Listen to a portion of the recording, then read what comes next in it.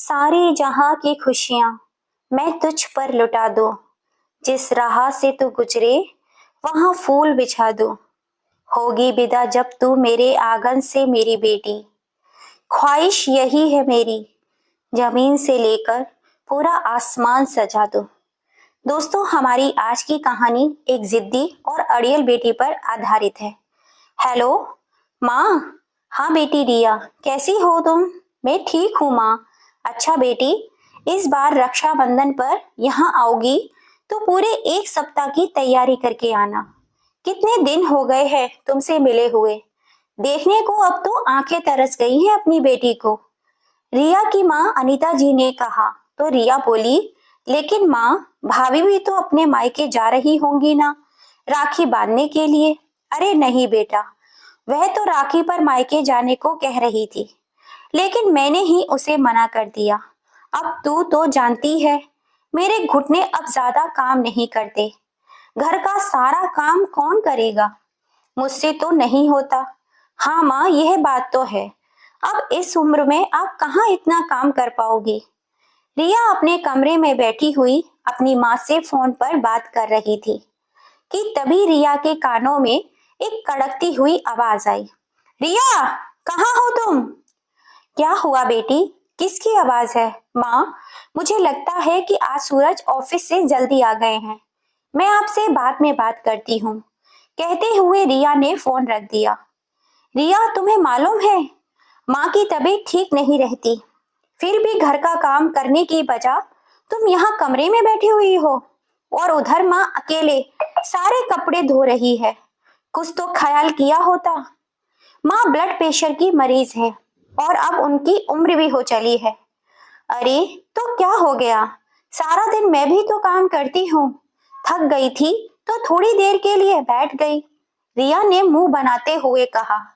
अच्छा, तो जाओ मेरे लिए एक कप चाय बना दो, आज सिर में बहुत तेज दर्द हो रहा है। सूरज ने कहा तो रिया चाय बनाने रसोई घर में चली गई। करीब एक वर्ष पहले राधा जी रिया को बड़े बेटे सूरज की पत्नी और अपने घर की बहू बनाकर लाई थी। छोटा बेटा अनुज अभी कवारा था।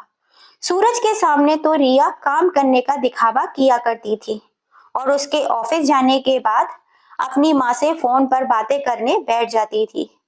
घर में बर्तन और साफ सफाई के लिए काम वाली बाई लगाई हुई थी, परंतु इसके अतिरिक्त घर का बाकी सारा काम राधा जी को ही करना पड़ता था। राधा जी जब भी उसे काम करने में मदद करने के लिए आवाज लगाती तो रिया कोई न कोई बहाना बनाकर टाल देती। अभी बचपना है, ये सोचकर राधा जी भी शुरू शुरू में उसे ज्यादा काम करने को नहीं कहती थी, लेकिन शादी के एक वर्ष बाद भी रिया ने किसी काम में दिलचस्पी नहीं दिखाई तो राधा जी ने उसे समझाना चाहा। देखो बेटा, अब अपने मायके से ध्यान हटाकर ससुराल की जिम्मेदारियों को समझो। इतना कहने की देर थी कि रिया ने घर में हंगामा खड़ा कर दिया। इस बात को लेकर सूरज और रिया के बीच जोरदार झगड़ा हो गया। उसके बाद राधा जी ने रिया को कुछ भी कहना अब बंद कर दिया था। रिया दिन भर फोन पर कभी अपनी माँ से तो कभी अपनी सहेलियों से बातें किया करती थी। अपनी मर्जी के मुताबिक रहती, बस अपने पति सूरज के घर लौटने के समय रसोई घर में जाकर थोड़ा बहुत काम करने का दिखावा करने लगती। आज सूरज जल्दी आ गया था तो अपनी माँ को इस तरह काम करते देख वह रिया पर भड़क उठा। रिया अपने पति सूरज के लिए रसोई घर में चाय बनाने गई। तभी अचानक आंगन से उसके सासू माँ के चिल्लाने की आवाज आई। क्या हुआ माँ? सूरज दौड़ता हुआ आया तो देखा उसकी माँ राधा जी फर्श पर फिसल गई थी। उनसे उठा भी नहीं जा रहा था। सूरज ने रिया को आवाज दी और राधा जी को सहारा देते हुए कमरे में ले गया। राधा जी को पैर में बहुत दर्द हो रहा था तो उन्हें डॉक्टर के पास ले जाया गया। भगवान का शुक्र है, हड्डी में कोई फ्रैक्चर नहीं आया है, लेकिन पैर में मोच आई है जिसके कारण उन्हें इतना दर्द हो रहा है। अभी आपकी माता जी को कुछ दिन आराम करने की जरूरत है, डॉक्टर ने बताया तो सूरज की सांस में सांस आई। वे लोग राधा जी को घर ले आए। रिया, डॉक्टर ने माँ को एक सप्ताह बिस्तर से उठने को मना किया है। इसलिए तुम्हें माँ का खास ख्याल रखना होगा। उन्हें कोई तकलीफ नहीं होनी चाहिए। सूरज ने रिया को हिदायत दी तो रिया ने हाँ में सर हिला दिया। आज इस बात को 3 दिन बीत चुके थे। क्या बताऊं माँ, जब से सासू माँ बिस्तर पर पड़ी हैं, मेरे तो सर पर मुसीबत ही आन पड़ी है। सारा दिन काम करते करते बुरी तरह थक जाती हूँ। पूरे 3 दिन हो गए हैं, ना जाने कब उठने का नाम लेगी बिस्तर से। रिया ने अपनी माँ अनीता जी से फोन पर कहा तो वह बोली, बेटी मुझे तो लगता है तेरी सास को कोई चोट वोट नहीं लगी है। वे यूं ही नाटक किए बिस्तर पर पड़ी हुई है। तुझे ज्यादा काम करने की कोई जरूरत नहीं है। बैठे बैठे उन्हें यूं ही खिलाती रहेगी तो फिर तो तेरी सास बिस्तर से उठने का नाम ही नहीं लेगी। हाँ माँ, बात तो आप ठीक कह रही हो। मैंने तो आज किटी पार्टी में जाने का प्रोग्राम भी कैंसिल कर दिया था। अब सोचती हूँ कि चली ही जाऊं। पीछे सासू माँ अपने आप देख लेंगी। ठीक है माँ, अब मैं फोन रखती हूँ। पार्टी से आने के बाद बात करूंगी। घर का काम छोड़कर रिया शाम के समय पार्टी में चली गई।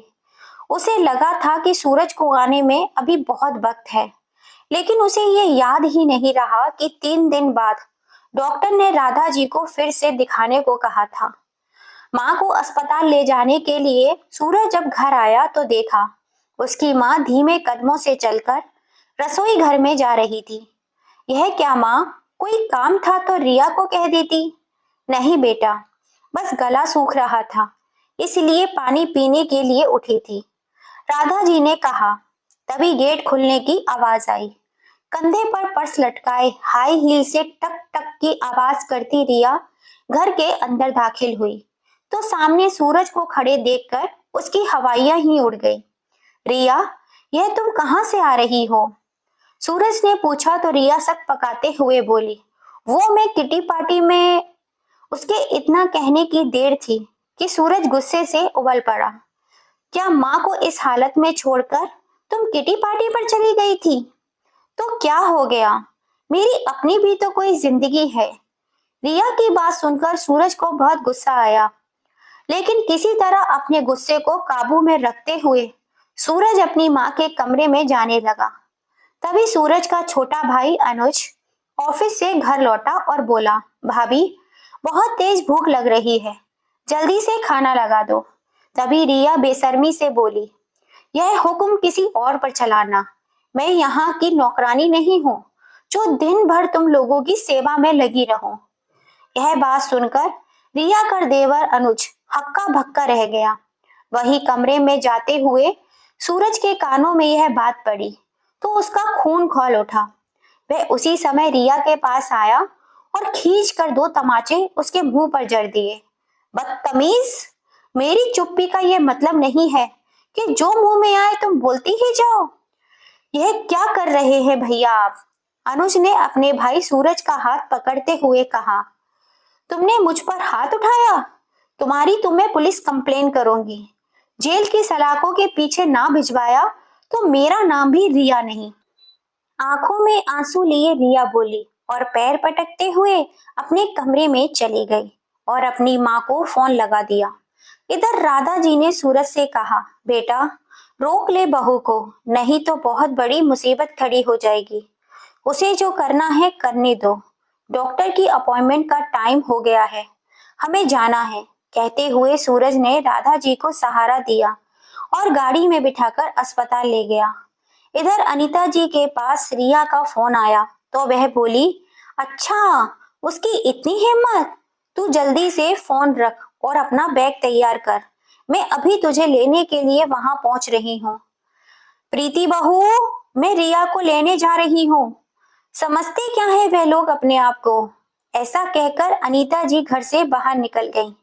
थोड़ी देर में अनीता जी के पति घनश्याम जी अपने बेटे विकास के साथ दुकान से घर वापस आए तो यहाँ वहां देखते हुए प्रीति से बोले, बहू अनीता कहाँ, नजर नहीं आ रही, कहीं गई है क्या? जी बाबूजी, माँ जी रिया को लेने गई हुई हैं। यह सुनकर घनश्याम जी बोले, रिया को लेने गई है? अच्छा, रक्षाबंधन आ रहा है इसलिए लेने गई होगी। नहीं नहीं बाबूजी, रिया का फोन आया था शायद उनके घर में फिर से लड़ाई झगड़ा हो गया है। यह सुनकर घनश्याम जी और विकास दोनों चिंता में पड़ गए। फिर विकास बोला, लेकिन इतनी जल्दी करने की क्या जरूरत थी?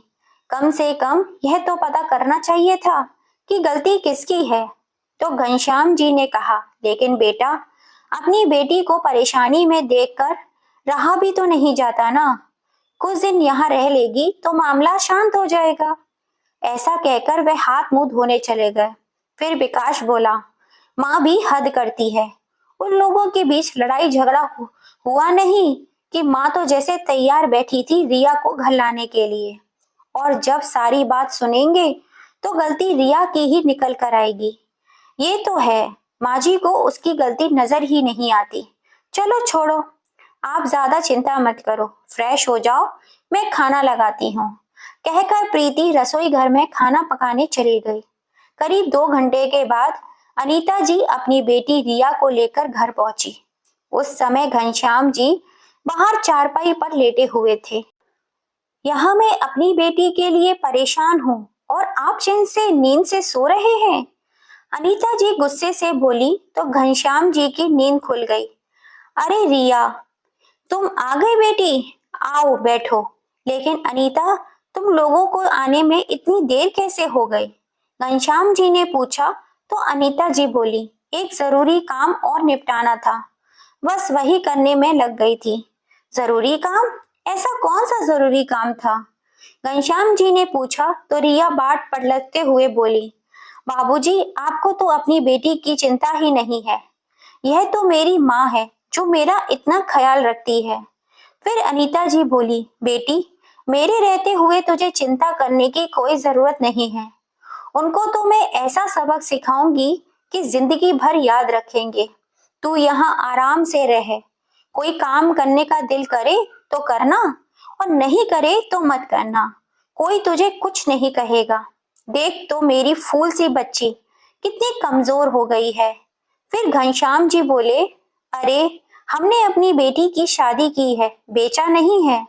अपनी बेटी की 2 रोटी हमें क्यों भारी लगेंगी? हाँ बेटी, तू यहीं बैठ, मैं तेरी भाभी को चाय नाश्ता लेकर आने को कहती हूँ।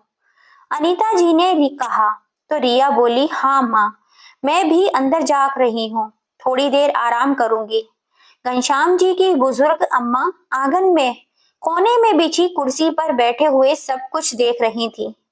अनीता जी और रिया के अंदर जाने के बाद उन्होंने घनश्याम जी को अपने पास बुलाया और बोली, देख घनश्याम, यह तो कुछ हो रहा है, अच्छा नहीं हो रहा है। बेटी को इतनी शय देना अच्छी बात नहीं है। मैं अनीता बहू को कुछ भी कहूंगी तो वह मुझ पर ही बरस पड़ेगी, इसलिए तू ही उसे समझा। हाँ अम्मा, तुम चिंता मत करो, सब ठीक हो जाएगा, कहकर घनश्याम जी कमरे में चले गए। रिया के लिए चाय लेकर जब उसकी भाभी प्रीति कमरे में आई तो उसके पास बैठते हुए बोली, रिया, ऐसी भी क्या बात हो गई थी? क्या बताऊं भाभी, ऐसी सास तो भगवान किसी दुश्मन को भी ना मिले। ना जाने मेरी पीठ पीछे मेरे पति को क्या क्या पट्टी पड़ाती थी कि वह तो ऑफिस से आते ही मुझ पर भड़क जाते थे, मेरे साथ मारपीट करने लगते थे। उन्हें तो सिर्फ मुझ में कमियां ही कमियां नजर आती थी, दुख और परेशानी नजर आती थी तो सिर्फ अपनी माँ की। अरे रिया, लेकिन छोटी मोटी बातें तो हर घर में होती ही रहती हैं। तुम्हें शांति से काम लेना चाहिए था। अपने पति को प्यार से समझाती तो वे जरूर समझते। अरे भाभी, आपको क्या लगता है, क्या मैं अपना घर बसाना नहीं चाहती? वही मुझे समझने को तैयार नहीं है तो मैं क्या कर सकती हूँ? भाभी, विकास भैया तो बहुत अच्छे हैं जो तुमसे प्यार से बात करते हैं, लेकिन सब लोग एक जैसे नहीं होते। कोई बात नहीं रिया, तेरे भैया उनसे बात करेंगे, सब ठीक हो जाएगा। प्रीति ने कहा तो रिया बोली, भाभी, यह तो मैं हूँ जो उन लोगों को बर्दाश्त कर रही हूँ। अगर ऐसी सास और ऐसा पति तुम्हें मिल जाते तो तुम उन्हें 2 दिन भी झेल नहीं पाती। तो प्रीति बोली, नहीं रिया, ऐसी बात नहीं है। अपना घर बसाने के लिए अगर थोड़ा सा झुकना भी पड़े तो भी कोई हर्ज नहीं होता। और कितना झुकूं भाभी मैं? अब तुम ही देखो मेरी माँ तुम्हारा कितना ख्याल रखती है, और वहां मेरी सास है जो मेरे पति को मेरे खिलाफ उकसाती है। दूसरों को समझाना तो बहुत आसान होता है, जब खुद पर बीतती है तब पता चलता है। रिया ने कहा तो प्रीति चुप रह गई। वह समझ गई थी कि रिया को कोई बात सुनने को तैयार नहीं है। अच्छा, मैं खाना बनाने जाती हूँ, कहते हुए प्रीति वहां से उठ गई। अगले दिन रक्षाबंधन का त्योहार था, इसलिए सुबह जल्दी उठकर प्रीति ने रसोई घर में सारे पकवान बनाकर रख दिए।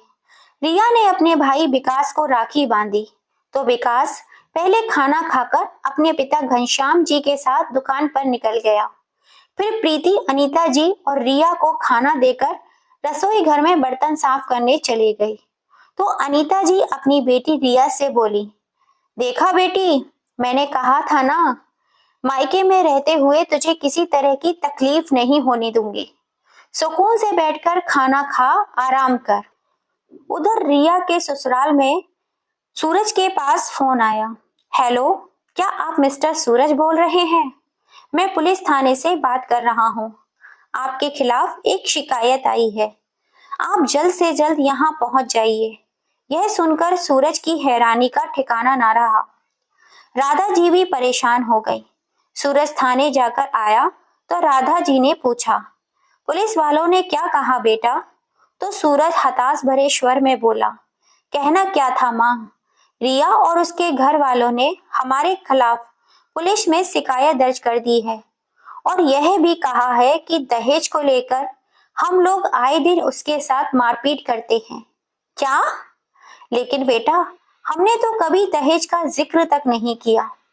राधा जी ने कहा तो सूरज बोला, हाँ माँ, रिया और उसके घर वाले दहेज के नाम पर हमें झूठे केस में फंसाना चाहते हैं।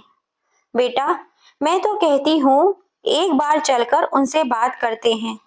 बात ऐसे सी सुलझ जाए तो अच्छा है। नहीं माँ, मैं उन लोगों के सामने नहीं झुकूंगा, सूरज ने कहा। तो उसका भाई अनुज बोला, माँ की बात बिल्कुल सही है भैया, अगर कोर्ट केस में फंस गए तो निकलना बहुत मुश्किल हो जाएगा। आज शाम को चलते हैं और आमने सामने बैठकर बात कर लेते हैं। सूरज को यह बात ठीक लगी। उधर रिया के मायके में जब शाम को घनश्याम जी घर लौटे तो रिया डाइनिंग रूम में बैठी हुई टीवी देख रही थी। अम्मा जी भी वहीं पास में बैठी हुई थी। अपनी बेटी के पास बैठते हुए घनश्याम जी बोले, बेटी, मैं तो कहता हूँ कि तुम लोग प्यार से यह मामला सुलझा लो तो ही अच्छा है। तो रिया बोली, नहीं नहीं बाबूजी, मेरी सासू माँ दिन भर बैठकर आराम करे और मैं कोलू की बैल की तरह पिसती रहूं, यह मुझसे नहीं होगा। तो घनश्याम जी बोले, लेकिन बेटी, घर का काम करने में बुराई ही क्या है? तभी अनीता जी वहां आ गई और पास रखी कुर्सी पर बैठते हुए बोली, आखिर आप चाहते क्या हैं? हमारी बेटी उस नर्क में जाकर घुट घुट कर जीती रहे? यह सुनकर अम्मा से रहा नहीं गया, तो वह बोली, अरे अनीता बहू, तुम किस बात को कहां से कहां ले जाती हो? मोहन ने तो सिर्फ इतना कहा है कि मिलजुल कर रहने से बड़ा सुख कोई नहीं होता। अम्मा, ये हमारी बेटी का मामला है, इसलिए आप अपना मुंह बंद रखो। जो दो रोटी मिलती है चुप करके खाओ और राम का नाम जपती रहो, नहीं तो तुम्हारे लिए अच्छा नहीं होगा। अभी ये सब बातें चल ही रही थी कि दरवाजे की घंटी बजी। प्रीति ने जाकर दरवाजा खोला तो सामने सूरज अपनी माँ के साथ खड़ा हुआ था। प्रीति ने राधा जी के पैर छूकर आशीर्वाद लिया और उन्हें अंदर लेकर आई। घनश्याम जी ने उन्हें बैठने में को कहा। तभी अनीता जी आंखें दिखाती हुई बोली, बहन जी, जब आपको मेरी बेटी फूटी आंख नहीं सुहाती तो फिर यहाँ करने क्या आई हैं आप? तो राधा जी ने विनम्रता से कहा, देखिए बहन जी, आराम से बैठकर बात करते हैं, तभी तो कोई हल निकलेगा। हमें भी तो पता चले आखिर हमसे ऐसा क्या कसूर हो गया जो आपने इतना बड़ा कदम उठाया।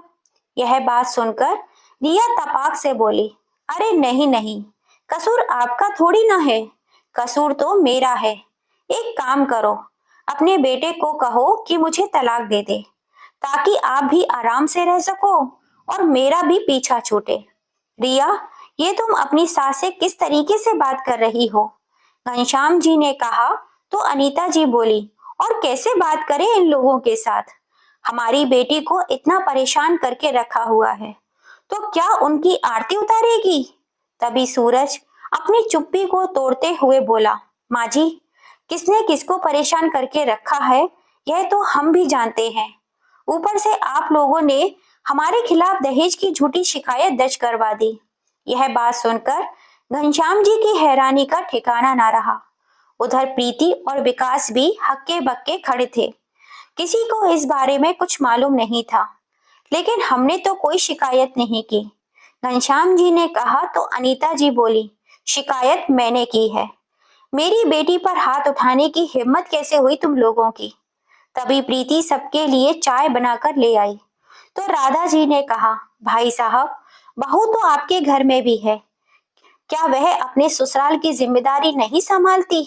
अगर हम अपनी बहू से यही उपेक्षा रखते हैं तो इसमें क्या गलत करते हैं? इस पर जो बातें उसने हमें सुनाई उसे हम तो क्या कोई भी सहन नहीं कर सकेगा। तो अनीता जी ने कहा, अरे मैंने तो अपनी बहू को बेटी की तरह रखा हुआ है, लेकिन आपने तो कभी रिया को अपनी बेटी समझा ही नहीं। तो राधा जी ने हाथ जोड़ते हुए कहा, ठीक है बहन जी, सारी गलती मेरी है।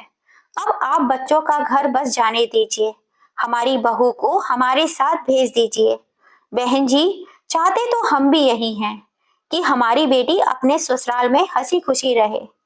तभी घनश्याम जी बोल ही रहे थे कि अनीता जी उनकी बात काटते हुए बोली, अरे लेकिन आप बसने कहाँ देती हैं मेरी बेटी को?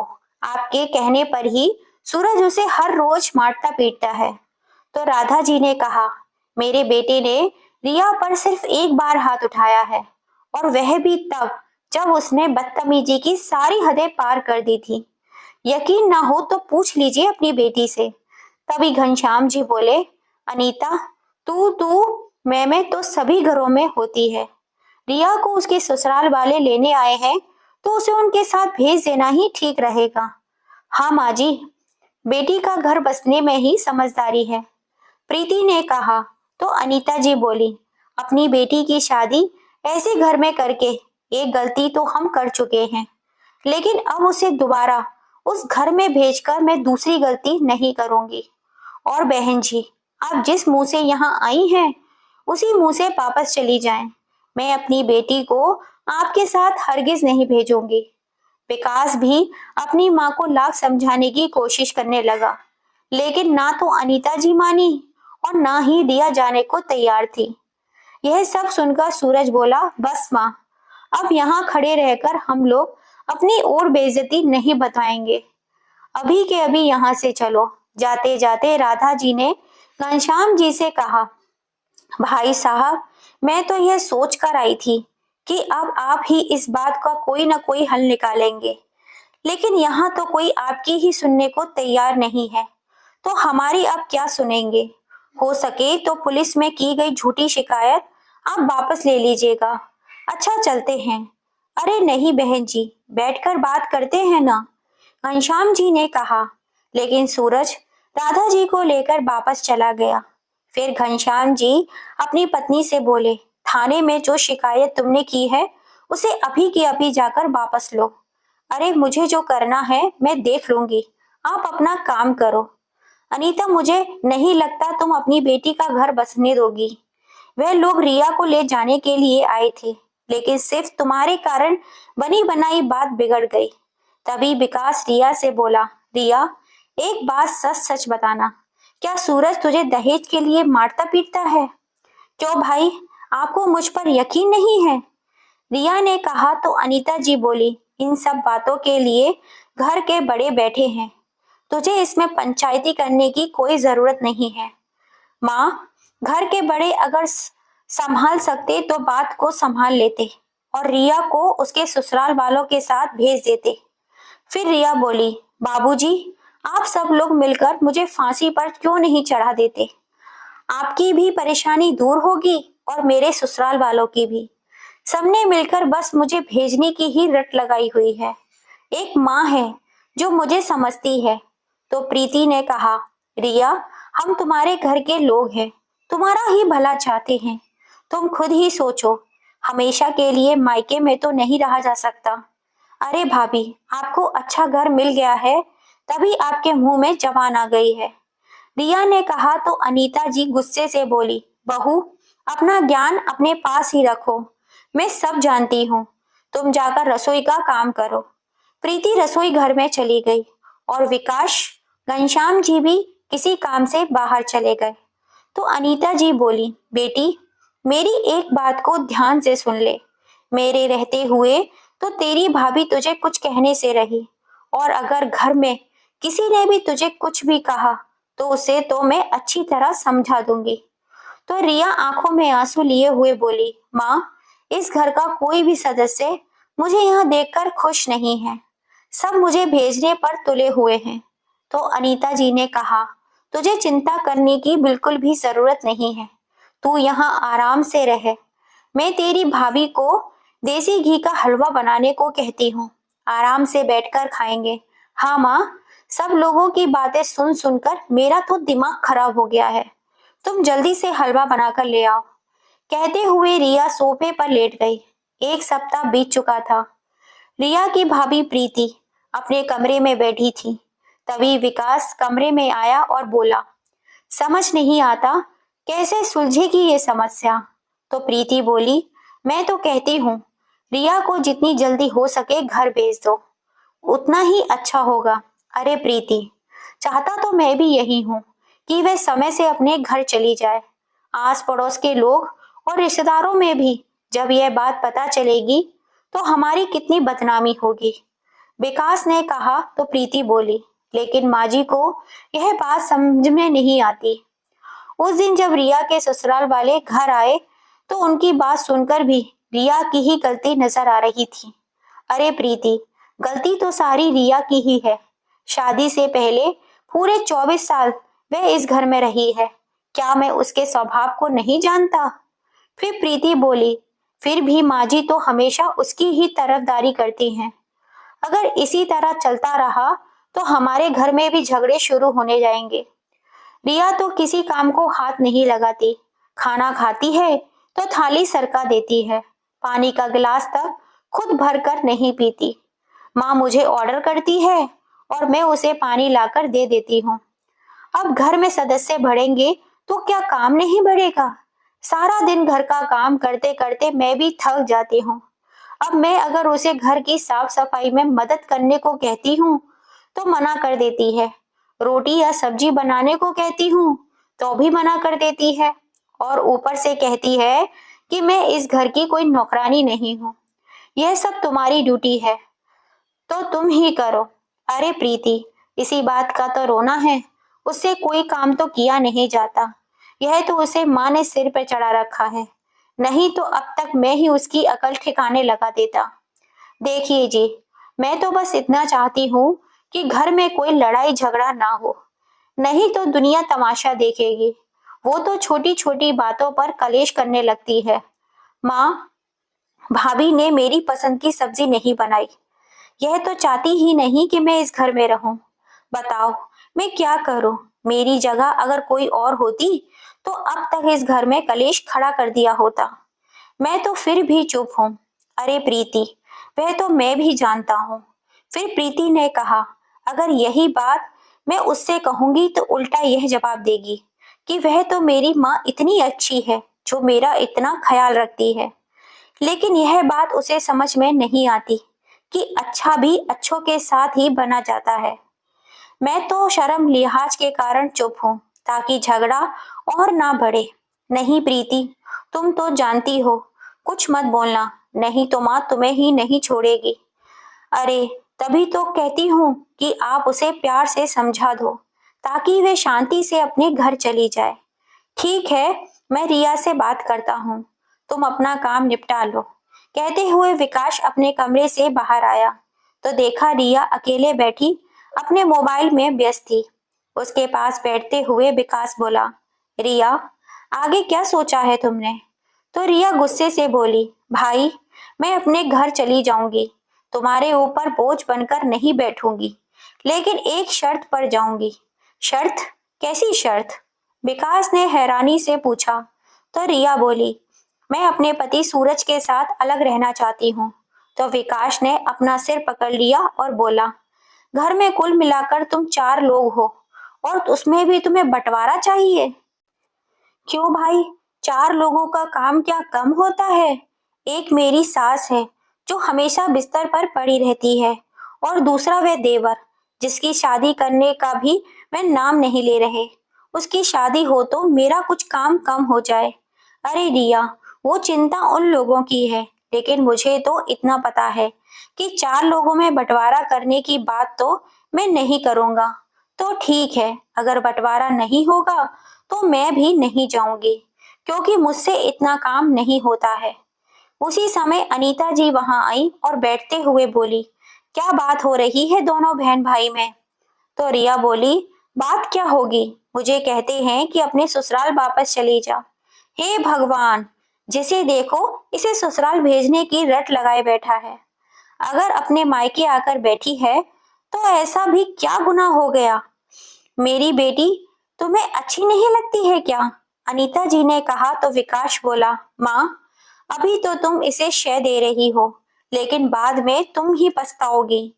माँ, मैं तो एक काम करती हूँ, मैं चुप करके अपने ससुराल चली जाती हूँ। मुझे परेशान करेंगे तो मैं सहन कर लूंगी, और अगर सहन ना हुआ तो कहीं जाकर मर जाऊंगी। कम से कम इन लोगों को शांति तो मिल जाएगी ना। रिया ने कहा तो विकास बोला, मैं अच्छी तरह से जानता हूँ उन लोगों को, कोई तुझे कुछ नहीं कहेगा अगर तू अपनी जबान कम चलाए और घर की जिम्मेदारियां संभाले। तो देख लिया माँ, मेरे मायके वाले ही मेरे दुश्मन बने बैठे हैं। मगरमच्छ के आंसू बहाते हुए रिया बोली। अनीता जी ने कहा, जिसको तेरे यहाँ रहने से परेशानी है वह यहाँ से जा सकता है, लेकिन मैं तुझे कहीं नहीं जाने दूंगी। और विकास, तू दिन रात बैठते उठते क्या तुझे एक ही काम है? अभी उसके माँ बाप जिंदा है, तुझे चिंता करने की कोई जरूरत नहीं है। ठीक है, मैं तो उसका भला चाहता था। अगर कोई समझने को तैयार ही नहीं है तो फिर करो अपनी मर्जी की, मैं आगे से कुछ नहीं बोलूंगा, कहकर विकास वहां से उठ गया। प्रीति वहीं पीछे खड़ी सारी बातें सुन रही थी। फिर अनीता जी बोली, एक यह घर के लोग हैं, दूसरा हमारी पड़ोसन जो मुझसे पूछती है, अनीता बेटी घर कब जाएगी? ससुराल वाले कितने दिन से बेटी को भेज दिए हैं। फिर रिया बोली, मुझे तो समझ नहीं आता, मैं यहाँ आई हूँ तो इन लोगों के पेट में क्यों दर्द हो रहा है। तभी उसकी भाभी प्रीति वहां आई और बोली, दिया, यह समाज है और समाज के लोग तो ऐसे सवाल उठाएंगे ही, इसलिए अपना घर बसाने में ही समझदारी है। बस माँ, अब तो मेरी बर्दाश्त से बाहर हो गया है। मैं चाहे मरूं चाहे जीऊं, लेकिन अब यहाँ तो नहीं रहूंगी। क्यों? चली जाऊंगी। हम दोनों माँ बेटी साथ रहेंगे, जिसे जो बोलना है वे बोलता रहे। पर माँ, आपके बेटा बहू मुझे जीने भी तो नहीं देते। बेटी, तुझे कोई एक बात कहूँ, उसे 4 सुनाया कर। तुझे यहाँ दबके रहने की कोई जरूरत नहीं है। अरे माँ, मैं आपकी ही बेटी हूँ, दबकर रहना तो मेरे खून में है ही नहीं। अगर दबकर रहना होता तो मैं अपने ससुराल में ना रह ली होती। चलो माँ, अंदर चलकर टीवी देखते हैं। कहते हुए रिया वहां से उठकर चली गई, और पीछे पीछे अनीता जी भी। अम्मा जी वहीं आंगन में सारी बातें सुन रही थी। उन्होंने प्रीति को इशारे से अपने पास बुलाया और बोली, बहू, ऐसे तो ये माँ बेटी किसी के काबू में नहीं आएंगी, लेकिन दादी, मैं क्या करूं? माँ और रिया को समझाने से भी नहीं होगा। बहु पुरानी कहावत है, लातों के भूत बातों से नहीं मानते। ये वही लातों के भूत है, आगे तू खुद ही समझदार है। अपनी दादी सास का इशारा प्रीति अच्छी तरह से समझ चुकी थी। वह बोली, आप ठीक कह रही हो दादी, कुछ ना कुछ तो करना ही पड़ेगा। सोचते हुए प्रीति रसोई घर में खाना बनाने चली गई। तभी उसे रिया के मोबाइल की बेल बजने की आवाज आई। प्रीति ने बाहर जाकर देखा तो रिया फोन पर बात कर रही थी। बात क्या कर रही थी, शेरनी की तरह घरार रही थी। आप लोगों में कुछ शर्म बाकी है या नहीं? कितनी बार मैंने कहा है कि मैं उस घर में वापस नहीं आऊंगी, क्या आपको समझ में नहीं आता? तो दूसरी ओर से राधा जी की आवाज आई, रिया बेटी, आगे से इस घर में तुम्हें कभी कोई तकलीफ नहीं होगी। सूरज भी तुमसे कोई गलत व्यवहार नहीं करेगा। सारे गिले शिकवे भुलाकर वापस आ जाओ। फिर रिया के हाथ से फोन लेते हुए अनीता जी बोली, बहन जी, अगर आप चाहती हैं कि मेरी बेटी वहां वापस आ जाए तो हमारी एक शर्त है। अगर सूरज मेरी बेटी के साथ अलग घर लेकर रहे तो मैं अपनी बेटी को वापस भेजने को तैयार हूँ। आपसे और आपके बेटे से उसका कोई साहूकार नहीं होगा। यह क्या कह रही हैं बहन जी आप? मैं भला अपने बेटे से अलग कैसे रह सकती हूँ? तो ठीक है, फिर रिश्ता तोड़ देने में ही भलाई है। रखो अपने बेटे को अपनी गोद में बिठाकर। कहते हुए अनीता जी ने फोन पटक दिया। रसोई घर में खड़ी प्रीति ये सारी बातें सुन रही थी। मन ही मन बोली, यह दोनों समझती हैं कि यही शेर है, लेकिन इन्हें यह नहीं पता कि कोई सवा शेर भी हो सकता है। अब देखो मैं क्या करती हूँ। थोड़ी देर बाद अनीता जी और रिया शॉपिंग करने बाजार चले गए। करीब 2 घंटे बाद जब वे घर वापस आए तो उस समय प्रीति अपने कमरे में आराम से सो रही थी। तभी रिया गुस्से से उबलती हुई उसके पास आई और बोली, क्यों महारानी, अपना अपना खाना बनाकर खा भी लिया और हम लोगों का बनाया भी नहीं। बाकी सब लोगों के कपड़े भी धो दिए, पर मेरे कपड़े वही मैले पड़े हुए हैं। हाँ तो मैं तुम्हारी कोई नौकरानी नहीं हूँ। अब से अपना काम खुद किया करो। प्रीति ने आंखें फेरते हुए कहा। उसके ये तेवर देखकर रिया हैरान रह गई और बोली, लो, इसमें नौकर वाली कौन सी बात है? घर का काम है, वह तो तुम्हें ही करना पड़ेगा ना। रिया गुस्से से बोली। तो प्रीति ने कहा, क्यों, क्या तुम मुझे यह काम करने की तनख्वाह देती हो? तनख्वाह? तनख्वाह किस बात की? घर की बहू हो, काम तो करना ही पड़ेगा। अच्छा, तो क्या तुम किसी के घर की बहू नहीं हो? अपनी जिम्मेदारी से भागकर तुम क्यों यहाँ आकर बैठ गई हो? अब से तुम अपना काम खुद ही करोगी। मुझ पर रौब जमाने की जरूरत नहीं है। अब अपनी जबान पर ताला लगाकर अपना काम करना शुरू कर दो। क्या हो रहा है ये सब? और प्रीति, बहू तुम अपनी ननद से ये किस तरीके से बात कर रही हो? माँ जी, मैं वैसे भी बात कर रही हूँ जैसे करनी चाहिए। अब रिया इस घर में रहेगी तो उसे अपना काम खुद ही करना पड़ेगा।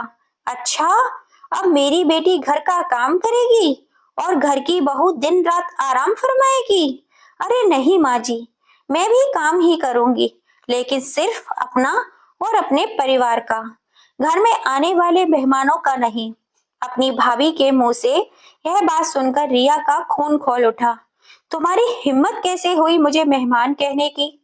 यह घर तुमसे पहले मेरा है। जी नहीं, तुम्हारा घर वह है जिसे तुम छोड़कर यहाँ आई बैठी हो। माँ, आपने अपनी बहू को कुछ ज्यादा ही सिर पर चढ़ा लिया है। 2-4 थप्पड़ लगाकर इसकी अकल ठिकाने क्यों नहीं लगा देती? रिया ने कहा। अच्छा, हाथ उठाना तो दूर, हाथ लगाकर भी देखो। अभी के अभी 100 नंबर पर फोन करती हूँ और शिकायत करूंगी कि मेरी सासू माँ और ननंद दहेज के लिए मेरे साथ मारपीट करते हैं। फिर पता चलेगा किसकी अकल ठिकाने आती है। उसी समय घनश्याम जी और विकास भी घर पहुंच गए। लड़ाई की आवाज सुनकर जैसे ही घनश्याम जी कमरे के अंदर जाने लगे, तभी विकास ने उन्हें रोक दिया। बेटा, अंदर जाकर मामला सुलझाना ही पड़ेगा, नहीं तो घर का नाश हो जाएगा। अरे पिताजी, घर का नाश तो पहले ही हो रखा है, अब सुधरने का समय आ गया है। आप बस यहीं खड़े रहकर देखते जाइए। फिर अनीता जी बोली, क्या, हमने कब मांगा तुमसे दहेज? तुम हमारे खिलाफ झूठी कंप्लेंट दर्ज करवाओगी? हाँ, तो क्यों नहीं, आखिर यह सब कुछ मैंने आपसे ही तो सीखा है। यह बात सुनते ही अनीता जी अपनी बातों में मिश्री घोलते हुए बोली, अरे नहीं नहीं बहू, घर में ये छोटी मोटी बातें तो चलती ही रहती हैं, उन्हें आपस में बैठकर सुलझा ले तो ही अच्छा होता है। अच्छा माँ जी, यह ज्ञान की बातें तब कहाँ गई थी जब रिया के ससुराल वाले उसे ले जाने के लिए आए थे। प्रीति का जवाब सुनकर अनीता जी और रिया शब्द खड़े रह गए। चलो अब दोनों जल्दी से घर के काम में लग जाओ, बहुत आराम कर लिया तुम माँ बेटी ने, कहते हुए प्रीति कमरे से बाहर चली गई और उसी समय घनश्याम जी और विकास अंदर आ गए।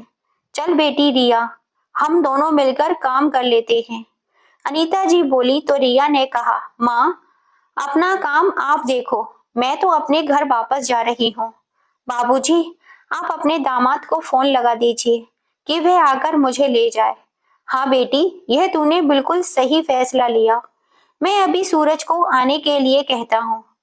कहते हुए घनश्याम जी ने सूरज को फोन लगाया तो दूसरी ओर से जो बातें उन्हें सुनने को मिली वह सुनकर वे हैरानी का ठिकाना ना रहा।